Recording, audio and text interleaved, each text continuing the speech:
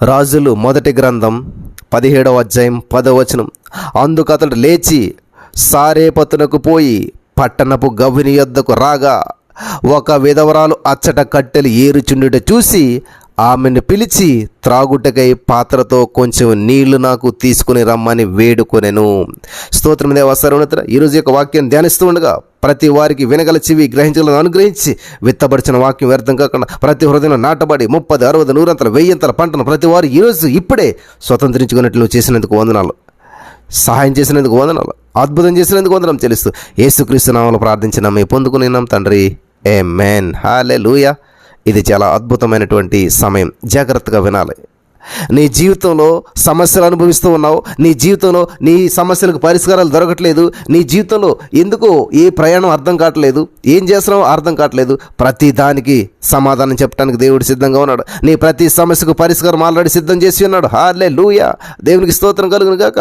నీకున్న ప్రతి సమస్య నుంచి విడిపించడానికి దేవుడు ఆల్రెడీ సిద్ధంగా ఉన్నాడు. హల్లెలూయా. ఇక్కడ మనం ఈ యొక్క వాక్యాన్ని చూసినట్లయితే రాజుల మొదటి గ్రంథం 17వ అధ్యాయంలో మరి ఏలియాతో దేవుడు మాట్లాడుతూ ఉన్నాడు. ఏలియాకు దేవుని వాక్కు ప్రత్యక్షమయ్యి సెలవిస్తూ ఉందన్నమాట. హలో ఏలియా, ఆ సీదోను పట్టణ సంబంధమైనటువంటి ఆ సారేపత్ అనేటువంటి ఊరికి పోయి అతడు ఉండు, నువ్వు అక్కడ ఉండు, నేను నిన్ను పోషిస్తాను. హల్లెలూయా. నీకు పోషించడానికి ఆల్రెడీ ఆజ్ఞాపించేసేసాను, నేను సెలవిచ్చేసేసాను. హల్లెలూయా. ఇది గమనించదగ్గ విషయం. దేవుడు నీకు నాకు ఇవ్వాల్సిన ఆశీర్వాదాన్ని ఆల్రెడీ దేవుడు సిద్ధపాటు చేసేసాడు. ఏలియాకు కావాల్సిన ఆహారాన్ని, ఏలియాకు కావాల్సిన నీళ్లను, ఏలియాకు కావాల్సిన సర్వ సమృద్ధిని దేవుడు ఆల్రెడీ సిద్ధం చేశాడు. కానీ ఏం చేయాలంటే వెళ్ళాలి, దేవుడు చెప్పిన మాటకు లోబడాలి.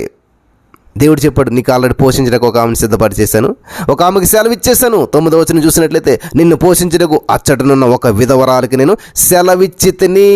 హల్లెలూయా. అందుకు అతడు లేచి, ఇది నా ఫోకస్ అనమాట, లేచి నీ ఆకలి తీరాలంటే నువ్వు లేవాలి, నీ భర్త నువ్వు మారాలంటే నువ్వు లేవాలి, నీ అప్పుల సమస్య నుంచి నువ్వు బయటపడాలంటే నువ్వు లేవాలి, నీ ఆర్థిక సమస్యలు నువ్వు విడుదల పొందాలంటే నువ్వు లేవాలి. లేచి, దేవునికి స్తోత్రం కలుగును గాక. లేచి సారేపతునకు పోయి, దేవునికి స్తోత్రం కలుగును గాక, ఆ పట్టణపు గవిని యొద్దకు రాగా. చూసారా, లేచి పోయి ఆ పట్టణపు గవిని యొద్దకు రాగా, లేచి పోయి రాగా. ఎలాగున్నాయి చూసారు ఈ మాటలు. ఎప్పుడైతే లేచాడో అప్పుడు ఏం చేస్తున్నాడు, ఆశీర్వాదం వైపు నడుస్తూ ఉన్నాడు. హల్లెలూయా. లేచినటువంటి వారు ఏం చేస్తారంటే సమాధానాల వైపు నడిపించబడతారు, లేచినటువంటి వారు సమృద్ధి వైపు నడిపించబడతారు.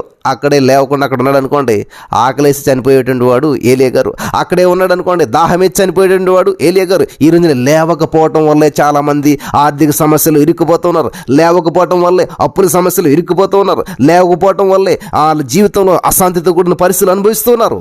హల్లెలూయా.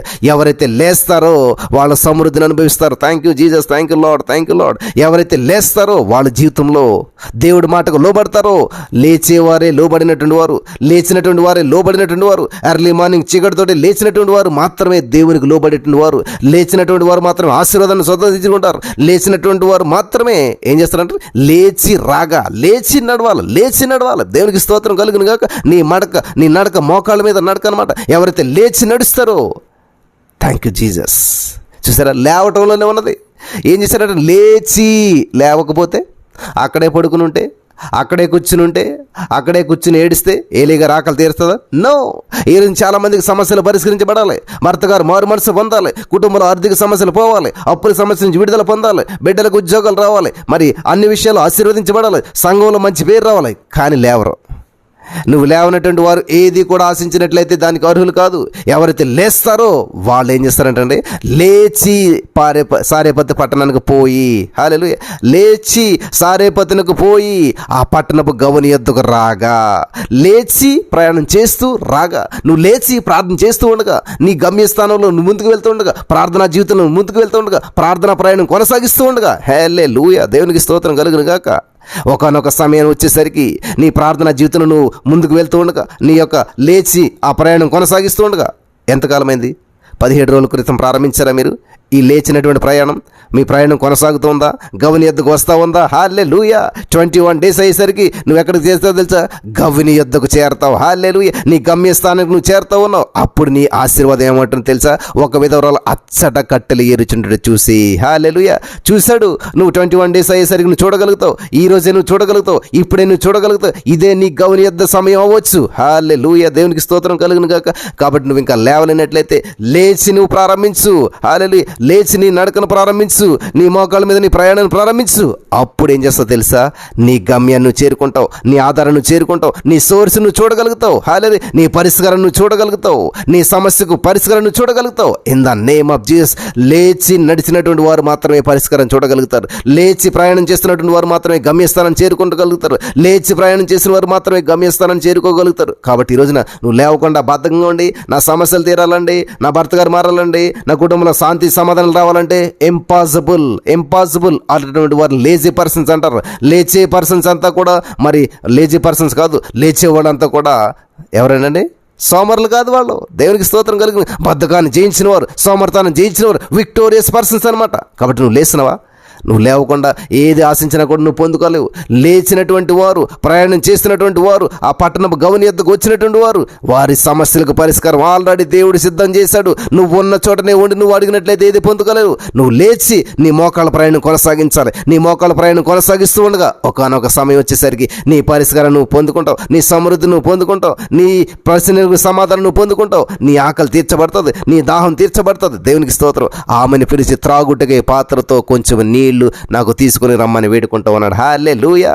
నీ దాహం తీరాలంటే, నీ సమస్య పరిష్కరించబడాలంటే, నీ కుటుంబంలో ఉన్న కన్నీళ్లు నువ్వు పోవాలంటే, నీ దుఃఖం తుడిచివేయబడాలంటే నువ్వు లేచి నడవాలా. హల్లెలూయా. నీ మోకాళ్ళ ప్రయాణం ప్రారంభించాలి. నువ్వు లేచి నువ్వు మోకరించి దేవుని సన్నిధిలో కంటిన్యూ అవుతుండగా, ఒక రోజు కాదు, 2 రోజులు కాదు, 21 రోజులు కాదు, నీ జీవితాంతం ఈ ప్రయాణాన్ని కొనసాగిస్తూనే ఉండాలి. ఈ ప్రయాణం చేస్తూనే ఉండాలి. Thank you Jesus. నీ గవిని యొద్ద చేరేంత వరకు, అనగా నీ పరలోకపు గవిని యొద్ద చేరేంత వరకు నీ ప్రయాణం కొనసాగించినట్లయితే అక్కడికి వెళ్ళిన తర్వాత అప్పుడు నీ ప్రయాణంలో మరి గవిని యొద్దకు చేరగానే నీకు విశ్రాంతి కలుగుతుంది, నీకు సమృద్ధి కలుగుతుంది. హల్లెలూయా. దేవునికి స్తోత్రం కలుగును గాక.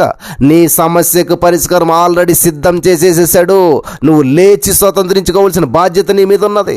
హల్లెలూయా. నీ భర్తకు మార్పు ఆల్రెడీ దేవుడు డిక్లేర్ చేశాడు. నువ్వు దాన్ని స్వతంత్రించుకోరు. నువ్వు లేచి వెళ్ళాలి. దేవునికి స్తోత్రం కలుగును గాక. నిన్ను పోషించడానికి అతడును ఒక విధవరాలకి నేను సెలవిచ్చిదని దేవుడు చెప్తున్నాడు. నీ పరిష్కారానికి ఆల్రెడీ సెలవిచ్చాడు దేవుడు. ఒక దేవదూతను ఏర్పాటు చేశాడు. నీ భర్తలో మార్పుని తీసుకురావడానికి, నీ కుటుంబంలో మార్పులు తీసుకురావడానికి, నీకున్న ఆర్థిక సమస్యను విడిపించడానికి దేవుడు ఆల్రెడీ ఒక దేవదూతను ఏర్పాటు చేశాడు. నువ్వు లేచి స్వతంత్రించుకోవటమే, నువ్వు లేచి వెళ్ళటమే. దేవునికి స్తోత్రం కలుగును గాక. ఈ రోజు నీ సమస్యలు పరిష్కరించబట్టలేదంటే కారణం ఏంటంటే నువ్వు లేవటం లేదు. ఈ రోజున పరిశుద్ధాత్మ దేవుడు ఈ రోజు నుంచి ఏ ఒక్కరోజు మిస్ అవ్వకుండా లేచి స్వతంత్రించుకోవడానికి కృప చూపించి నడిపించి బలపరచును గాక. ఆమేన్.